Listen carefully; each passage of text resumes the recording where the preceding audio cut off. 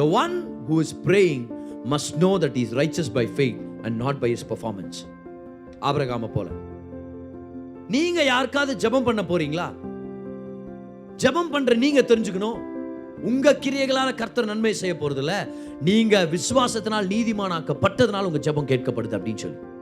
சில டைம் அன்னைக்கு அதிகமான நேரம் ஜெபத்துல செலவழிக்க முடியாத மாதிரி போயிருக்கும்.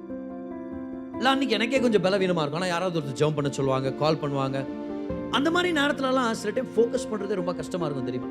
நம்ம மனசாட்சியே நம்மளை குற்றப்படுத்தும். ஆமா, இப்படி ஜெபம் பண்ணா உன் ஜெபத்தை கடவுள் கேட்பாரான்ற மாதிரி இருக்கும். அப்ப நான் முதலாவது என்ன ஞாபகப்படுத்திக்கணும் தெரியுமா? ஒருத்தருக்காக ஜெபம் பண்ணும்போது என் கிரியைகளால நீதிமான் இல்லை, அவருடைய கிருபையை நான் விசுவாசத்தினால் நீதிமானா இருக்கிறேன்.